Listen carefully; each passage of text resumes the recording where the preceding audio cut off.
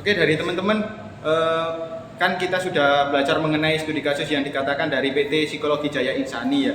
Di situ kan ada pembedahan masalah, kemudian pemetaan masalah, kemudian usulan atau rekomendasi solusi. Nah, kira-kira dari pemetaan masalah teman-teman apa aja yang ditangkap? Atau dari saya dulu ya. Untuk masalahnya, kalau saya itu yang saya lihat itu ada tenaga layanan yang menurun, kemudian perubahan bentuk jasanya, kemudian beban anggaran, biaya sewa gedung, biaya infrastruktur teknologi, dan pelayanan mengenai konsumennya. Kemudian dari situ kira-kira bisa nggak kita golongkan?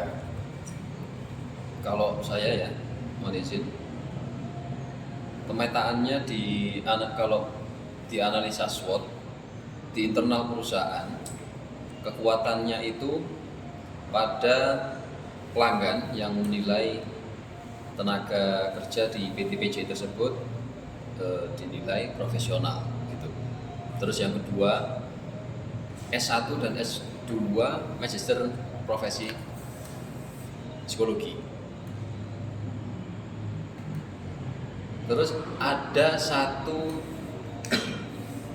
orang yang hanya menguasai digitalisasi untuk pelayanan psikologi, itu di internal perusahaan. Kalau menurut analisa SWOT internal perusahaan, kekuatannya, kalau saya petakan ya, kekuatannya itu. Terus untuk kelemahannya di internal perusahaan, minimnya pengetahuan tenaga kerja akan digitalisasi yang pertama. Terus yang kedua, masalah keuangan gitu. Untuk di eksternalnya, peluang dari perusahaan ini masih belum menyeluruh dalam penanganan atau maintenance konsumen. Terus untuk ancamannya di eksternal perusahaan, di era digitalisasi dalam tiap layanan jasa psikologi untuk memudahkan klien ini masih belum terpenuhi gitu. Mungkin ada dari teman-teman yang mungkin dari analisa SWOT ini ada yang kurang.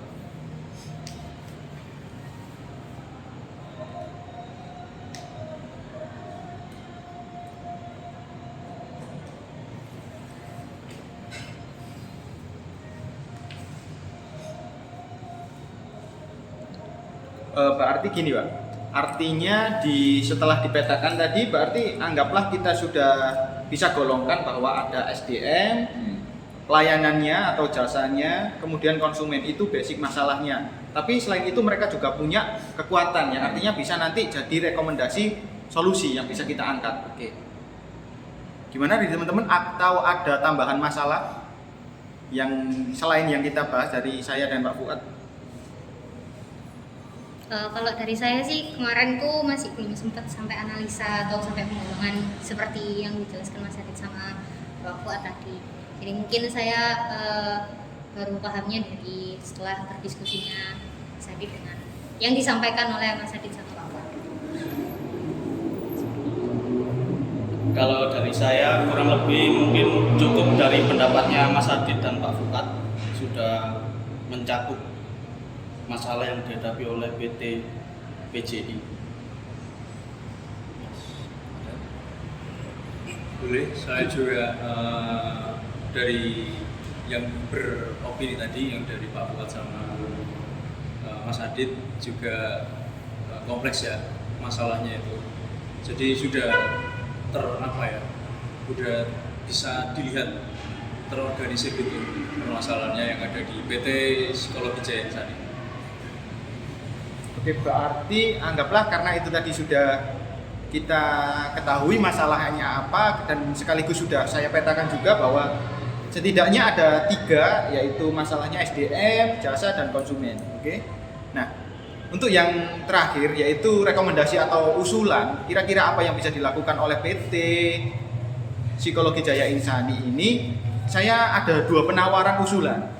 Yang pertama, melakukan pelatihan SDM dan fokus pada pengembangan layanan berbasis digitalisasi. Jadi SDM yang kurang tadi, yang merupakan masalah tadi, kita beri pelatihan dengan mengorbankan, pertimbangannya adalah konsekuensinya perusahaan akan mengeluarkan dana yang lebih karena mereka juga sedang krisis nih masalah pendanaan.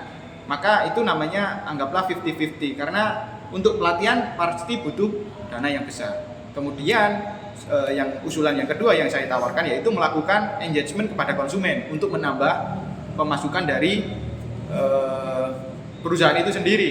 Selain itu dari engagement konsumen ini pasti juga butuh dana juga, yang artinya berfokus pada memang artinya di situ dana memang menjadi hal sebuah krusial gitu.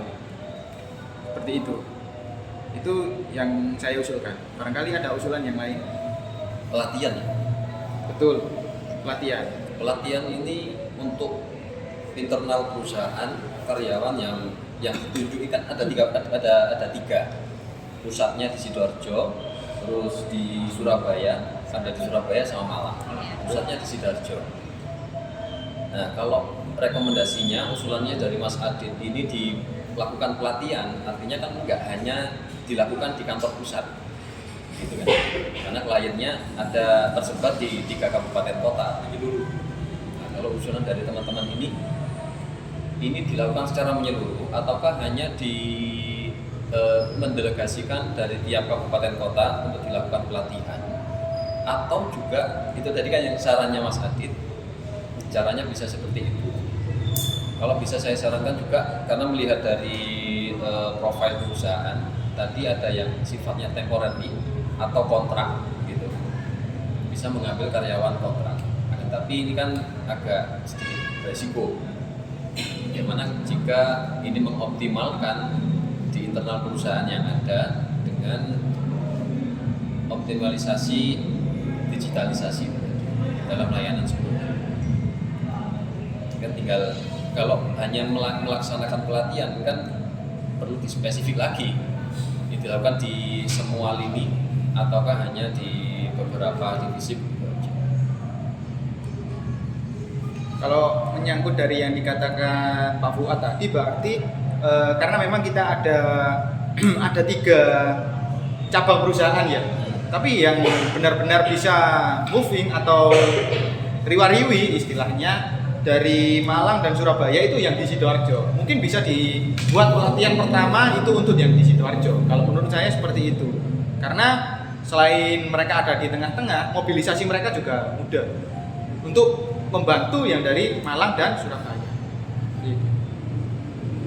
Barangkali dari teman-teman mungkin sebagai problem utamanya yaitu ini sih, pendanaan itu tadi sebagai pertimbangan, atau mungkin atau ada program yang bisa ditawarkan dari teman-teman mengenai usulan untuk menguatkan PT ini biar tidak mengeluarkan dana terlalu tinggi.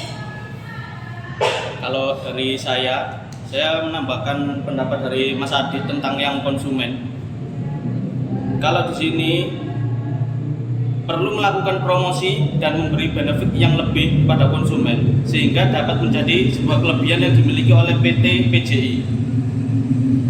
Jadi kita perlu lebih bekerja keras untuk memberikan promosi dan memberi effort lebih buat konsumen.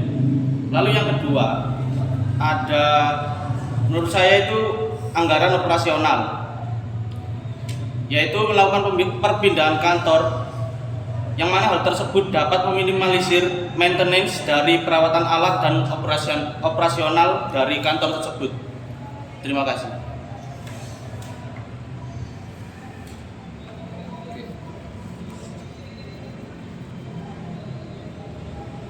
Anggaplah begini berarti, karena memang ada 3 kantor, pindah kantor atau menutup salah satu dari 3 ini biar bisa menjadi sumber dana dari PT ini.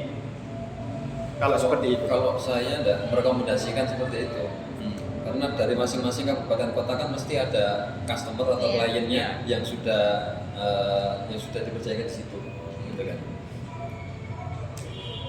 Mungkin maksud saya gini, bukan menutup kantor, tapi pindah dari kantor satu ke kantor yang lain dengan budget yang lebih minim. Mungkin begitu.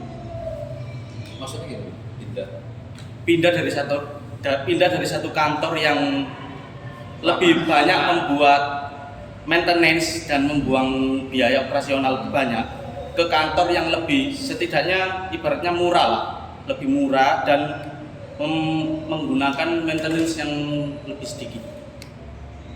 Gitu. Jadi analisa marketnya berarti dari masing-masing kota itu tadi, marketnya atau kliennya itu yang lebih banyak itu yang mana? Seperti artinya gini kan, semua keputusan memang sama-sama beresiko. Ini kalau di bidang yang maintenance target marketnya di kota tersebut yang kantornya pindah gitu. Ini kan nanti akan jadi target market kompetitor, ya kan? Karena sudah engage ke PT PJI, malah beda dengan tantangan seperti ini di era digitalisasi, gitu kan? Nah, tangkapannya malah miring nanti. Mungkin dari teman-teman ada Pendapat yang lain. Sederhananya kan tadi dalam analisa SWOT tadi kekuatannya di internal kan ada hanya satu orang yang menguasai digitalisasi dalam layanan psikologi. Yang disampaikan Mas Adit juga sama tadi, dilakukan sebuah pelatihan. Memang betul butuh effort yang lebih untuk menghadapi ancaman dan menerima peluang di luar perusahaan. Peluangnya tadi yang saya sampaikan kan masih belum menyeluruh dalam penanganan atau maintenance konsumen. Ini kalau bisa dikatakan juga karena memang dari internal perusahaan belum menguasai digitalisasi dalam layanan psikologi, gitu kan. Kalau ancaman kan juga sama, era digitalisasi belum dikuasai. Nah ini ada satu orang ya yang menguasai hal tersebut.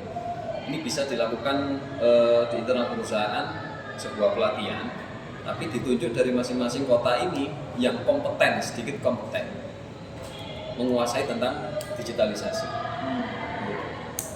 Terus juga nanti akan direkomendasikan.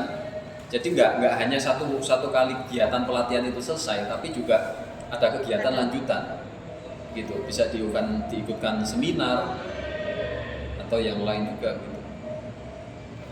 Jadi pelatihannya nggak cuma perusahaan yang ngadain, tapi ada pelatihan di luar boleh direkomendasikan untuk ikut seminar di luar. Seperti halnya diikutkan pelatihan. Nah, ini menjadi persoalan lagi ketika berhadapan dengan budgeting perusahaan. Ini harus dianalisa dalam keuangannya. Kalau dengan dilakukan pelatihan di internal perusahaan dengan mengoptimalkan satu orang yang menguasai digitalisasi, atau membuka lowongan pekerjaan yang sifatnya temporary atau kontrak. Gitu. Ini kan harus dianalisa dulu. Kalau dilakukan pelatihan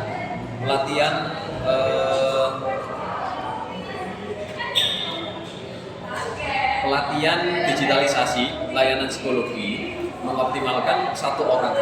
Ini harus dianalisa keuangannya kalau dilakukan di 3 kabupaten kota atau membuka lowongan pekerjaan yang sifatnya kontrak.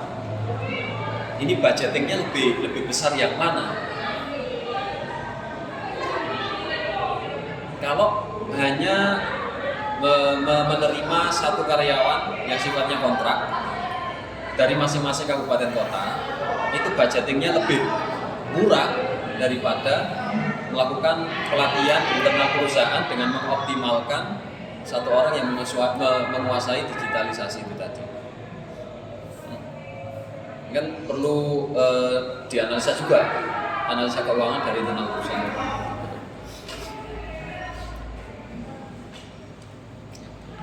Barangkali dari teman-teman ada usulan lagi mengenai solusi yang ditawarkan. Kalau tidak ada, mungkin bisa saya simpulkan ya untuk usulannya. Jadi setelah pemetaan dan masalah ini selesai, artinya kita sudah mengerucut pada masalahnya itu ada di SDM, ada di jasa, kemudian konsumen, dan yang paling penting itu budgetnya juga, keuangan mereka. Kemudian dari usulan teman-teman ini memang saya golongkan paling tidak ada 4 ini tadi yang disebutkan. Yang pertama itu usulan yang saya tawarkan yaitu pelatihan. Kemudian ada juga engagement perusahaan, engagement konsumen. Kemudian untuk perpindahan kantor yang ditawarkan oleh Mas Eji, kemudian penambahan SDM dari Pak Fuad itu. Kemudian ada pemetaan dari konsumen yang dekat dari mana, misal dari yang pindah kantor itu tadi. Tapi mungkin bisa juga dari pelatihan ini seperti yang dikatakan Pak Fuad, pertimbangannya lebih efektif ketika tadi yang di kekuatan tadi disebutkan bahwa ada satu SDM yang paham tentang digitalisasi, maka bisa dibuat juga pelatihan yang meminimkan budget perusahaan karena dari internal ternyata ada yang bisa untuk melakukan kegiatan pelatihan kepada rekan-rekan yang lain. Seperti itu. Tapi kan itu dilakukan ketika sudah dianalisa keuangannya. Iya, betul. Nggak hanya sekedar dilaksanakan, tapi kalau dianalisa keuangan di internal perusahaan ini cukup untuk dilakukan di internal perusahaan dengan mengoptimalkan satu orang yang menguasai digitalisasi tadi daripada menerima karyawan baru meskipun yang sifatnya kontrak. Baik, artinya karena memang kita cuma diminta untuk membuat penawaran atau usulan mengenai rekomendasi solusi, artinya pertimbangan-pertimbangan itu tadi sudah tepat saya rasa. Barangkali dari teman-teman ada yang menambahkan? Ataukah cukup? Kalau Cukup. Oke, baik, terima kasih. Kalau begitu saya rasa untuk diskusi kali ini cukup. Sekian. Terima kasih banyak. Assalamualaikum warahmatullahi wabarakatuh. Waalaikumsalam warahmatullahi wabarakatuh. Coba